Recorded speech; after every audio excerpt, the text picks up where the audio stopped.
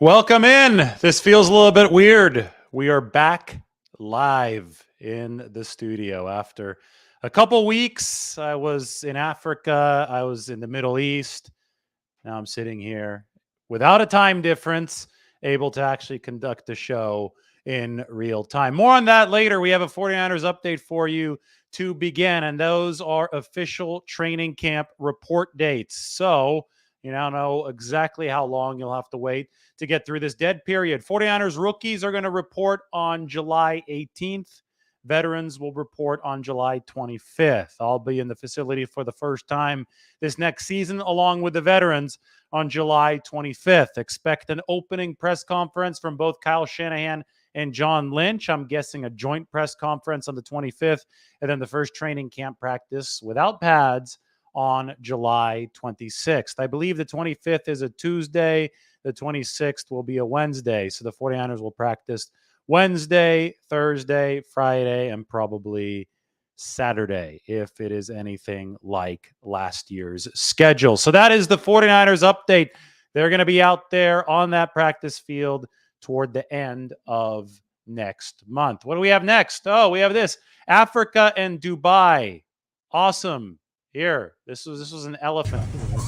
Elephant got to our safari vehicle in Africa. This is Tanzania, the Ngorongoro crater. I'm going to have more. I know I posted a few times from Africa, but I'm going to have more of this content just because it was so badass. I mean, this elephant was like swinging his trunk.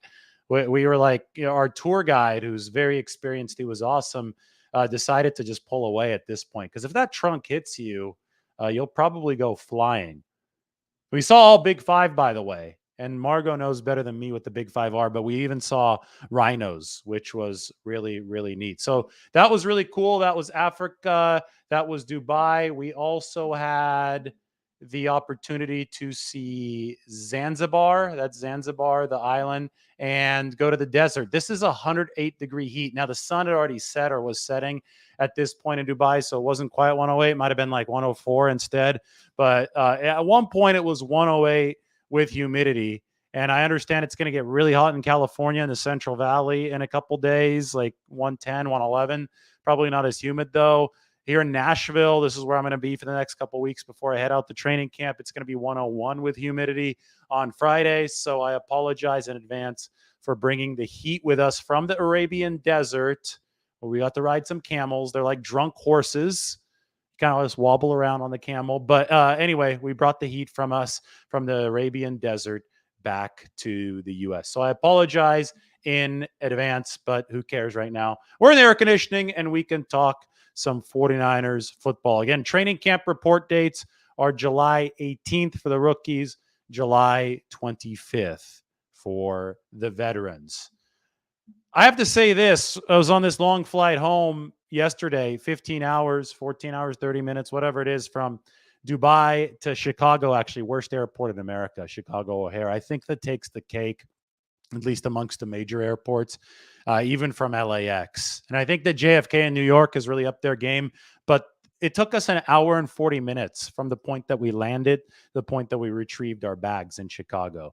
I had 45 minutes at the end. It was going to be a longer layover. We went to get deep dish pizza. You saw that probably yesterday on Twitter. I should post that at some point.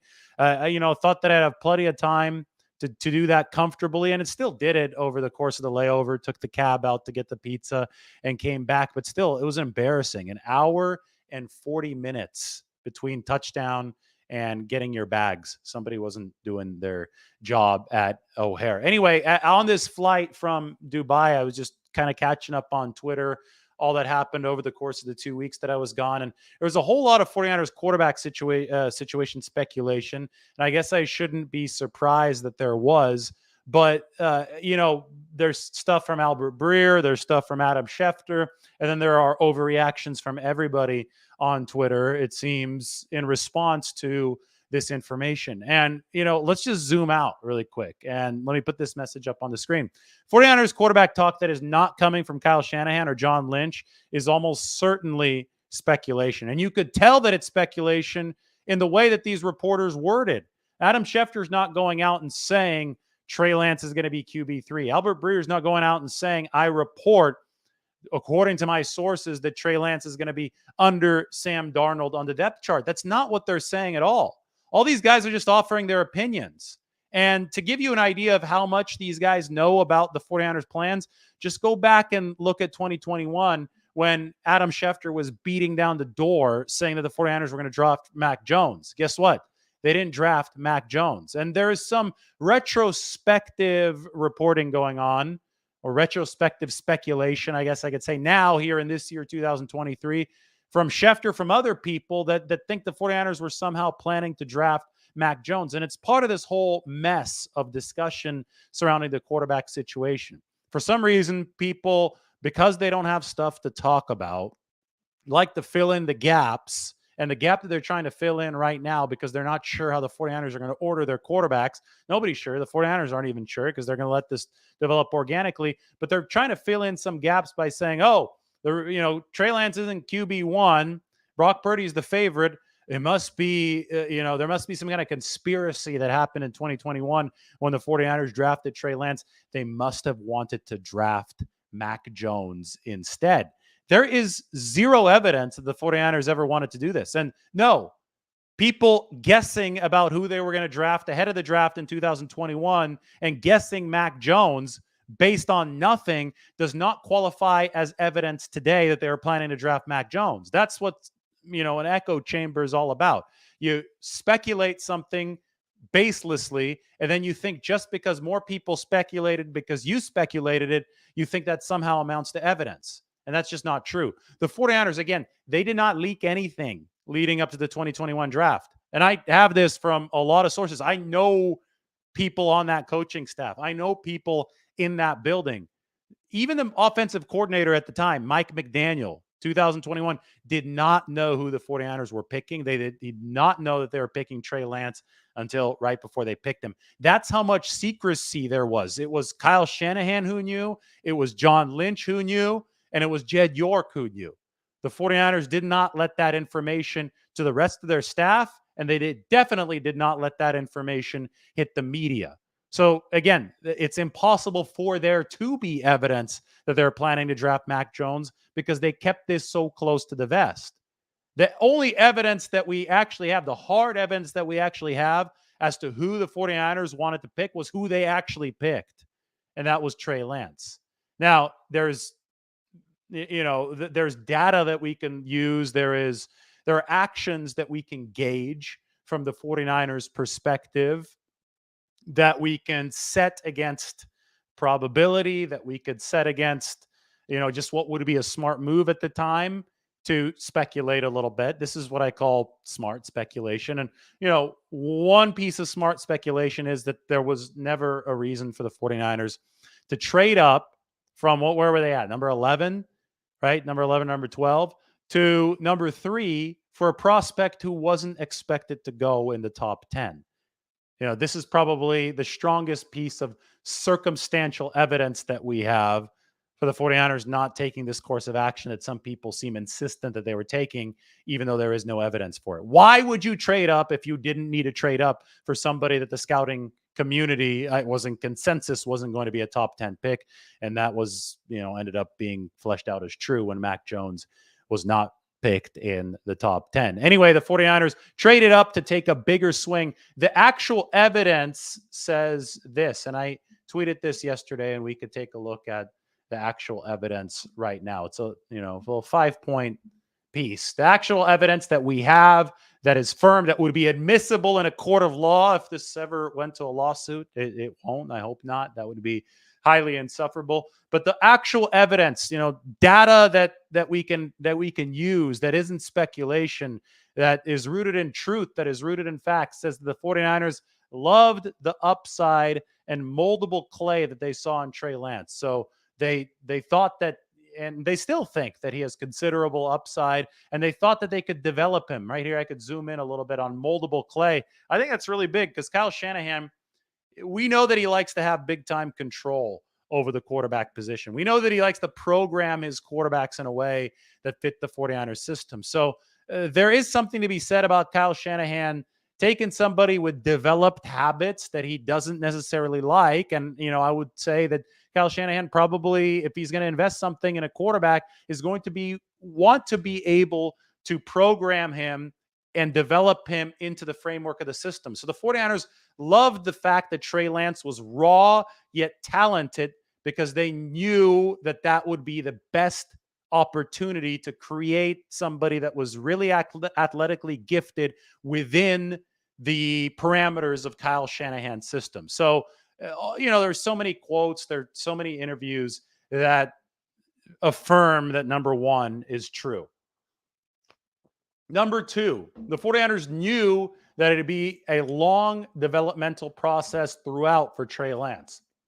This is something that people had a hard time wrapping their heads around in 2021, because they went by conventional historical wisdom of, oh, you spend a lot for a quarterback, he has to play right away. But from the very beginning, the 49ers were adamant that this wasn't the case with Trey Lance. They kept Jimmy Garoppolo aboard. They planned the whole time to start Jimmy Garoppolo in 2021, because they knew that Trey Lance, with how inexperienced he was going to need a lot of time to develop.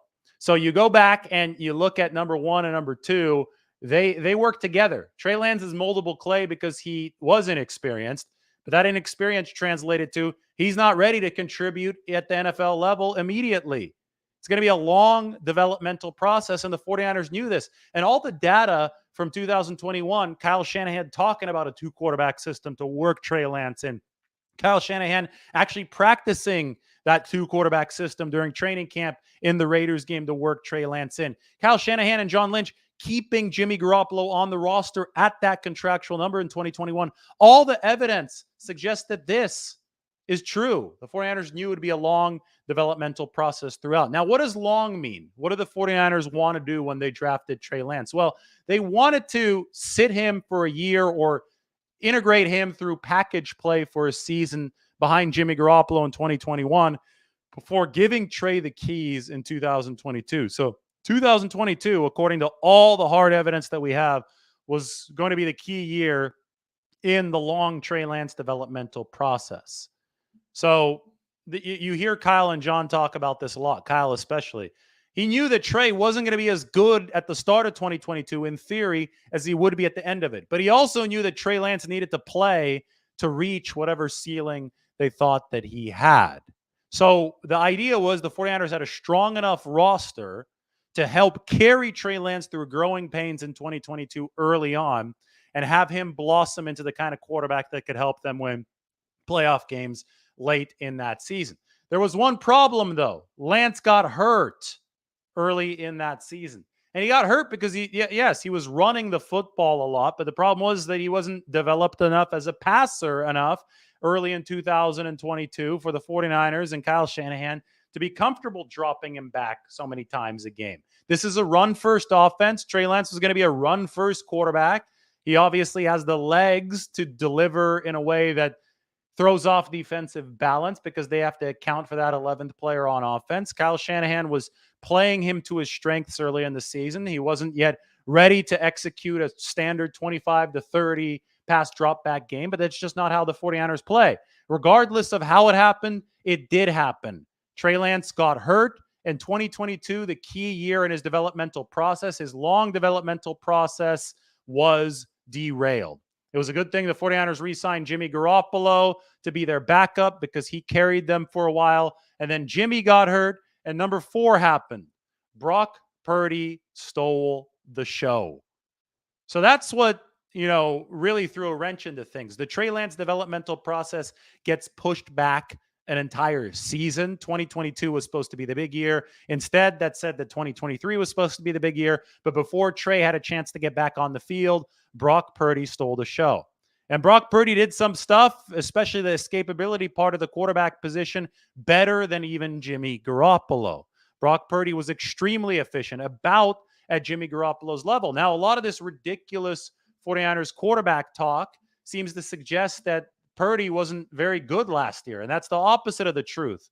He played at a top 5 efficiency level for the 49ers, so he definitely stole the show.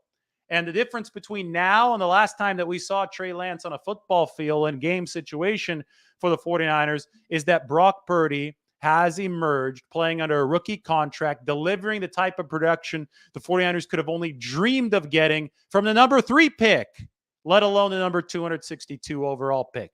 Think of this. What if you swapped Purdy and Trey Lance's draft position?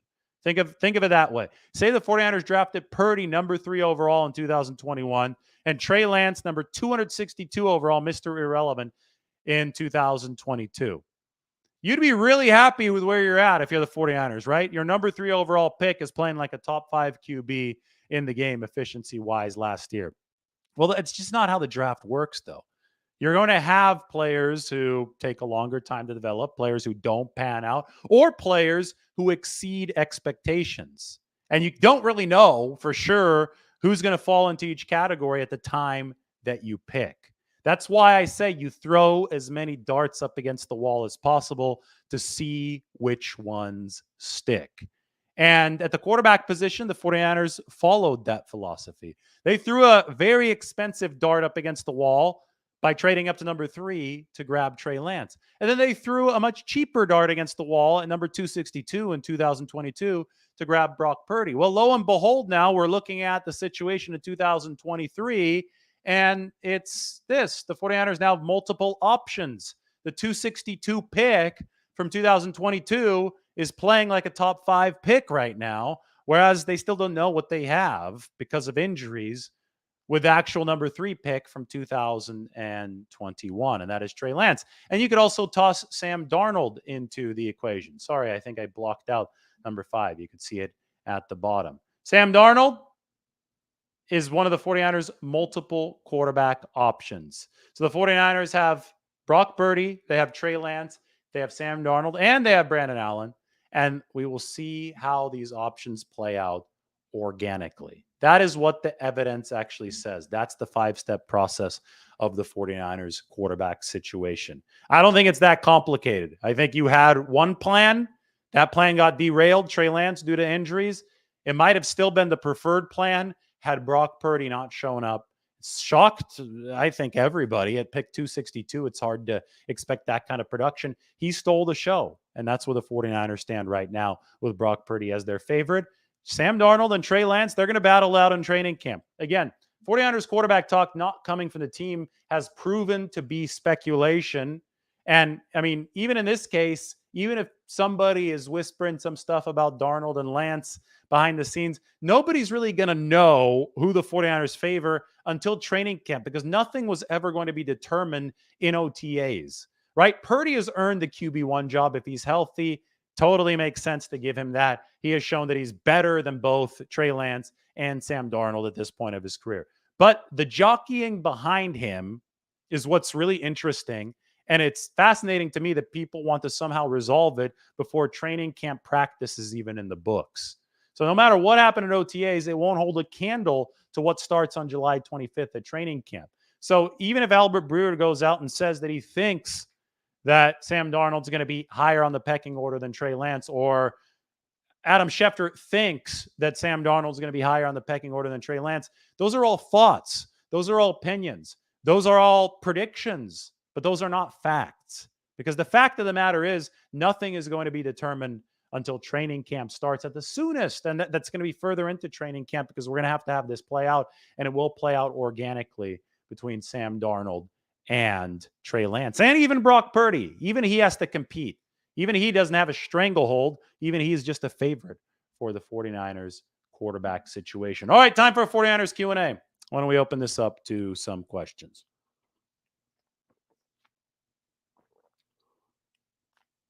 All right, question time. Haven't done one of these lives in a while, so I want to answer a few of these. Looks like we have a lot of comments. That's good, but I'll answer questions. Will Trey Lance get the majority of snaps during preseason games? No idea. No idea. That's so far away. The preseason games won't be as important, though, as the practices and making a lot of these determinations.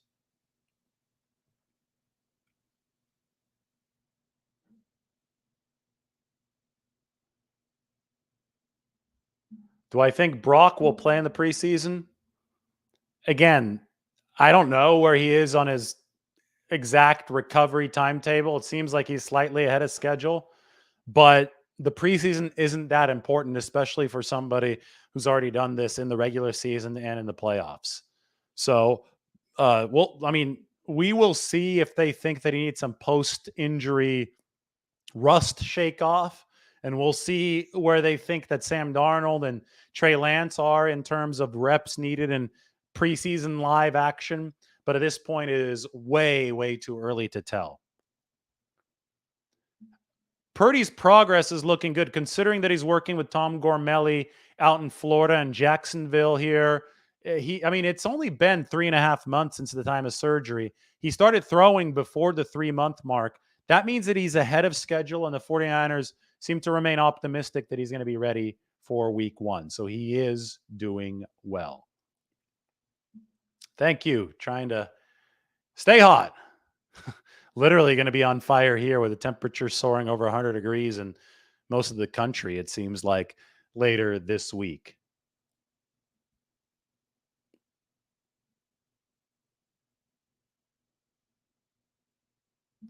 The training camp always works this way. The rookies do have to be there a week earlier than the veterans. They report on the 28th.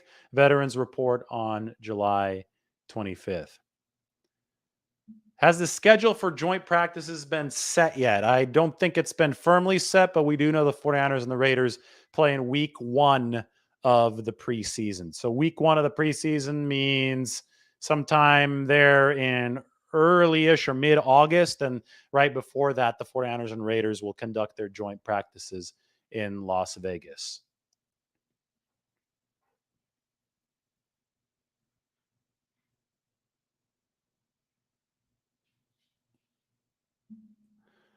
I mean, is the media really saying everybody's offering an opinion, right? The opinion is that, and by everybody, I'm saying what, Adam Schefter and Albert Breer, right? Is there somebody else? There might be one more. They're saying that they think that Sam Darnold might have an edge over Trey Lance to be the 49ers backup. It's not a crazy thing to opine. It's something that I said when they signed Sam Darnold, right? But I made clear that it was an opinion, that it wasn't a fact. And in Breer's defense, in Schefter's defense, I think they both made clear that this was an opinion. The problem is the interpretation of these opinions, and people think that it's fact. And they say, well, they both have the same opinion, so it must be fact. Well, you just look and zoom out of the truth of the matter.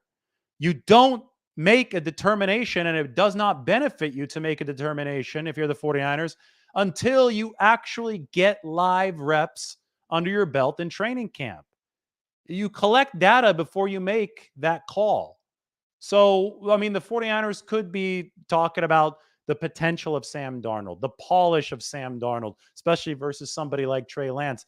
There could be discussions coming from team people, and I've had a lot of discussions with team people that suggest they really like Sam Darnold and think that he might be more ready than Trey Lance to handle the QB2 job or even the QB1 job, assuming Brock Purdy isn't healthy in time. That's a big assumption. That's just something I'm saying. It's an if, right? There could be a lot of that type of discussion coming from the 49ers. But even if that discussion is happening right now, it's a moot point if Trey Lance comes out to training camp and balls out. This was always going to be determined during camp, never before. So speculation is all that's happening before camp.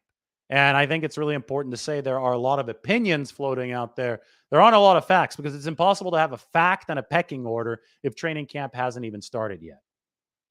Training camp and preseason will expose the truth. Yes, and the truth hasn't been written yet. Football is a meritocracy. That's why we love this sport. Guys have to compete. Lance, Darnold, Purdy, those guys are going to compete. Bottom line is whoever is going to help the team win should be the starter. We don't know for a fact who that is yet. As David said, it will play out organically. Yes, thank you. Love that comment. Play out organically. That is the best that can happen. How's the vacation? Well, we'll show you one more video of this elephant right here. Look how close this guy got to the Jeep. He was swinging his trunk around, so we had to step on the gas. That's just a little preview. I'll be sharing a little bit more. There was also good stuff from the Middle East. That happened right here on the camels. Zanzibar, the island. So there, I mean, it was exotic. That was for sure. Got to see parts of the world that I hadn't been to yet. I'd been in the Middle East, technically in Istanbul a few years ago, but now we were much deeper in there in Dubai. And then obviously before that, you just saw the video of the elephant from Africa. So glad to be back. We're going to have a lot of lot of content here coming up soon, talking about the 49ers, talking about all that I saw with 3-4 weeks to go before training camp. That's what the update started. 49ers rookies are going to report on July 18th. Veterans, that includes me, not really, but yeah, it's going to be my 7th season. That's crazy. Report to training camp on July 25th. All right, time for me to go. Everybody, thank you for rejoining First Live in about 2 weeks. More of these coming really soon. Everybody like and subscribe. We'll talk to you in a bit.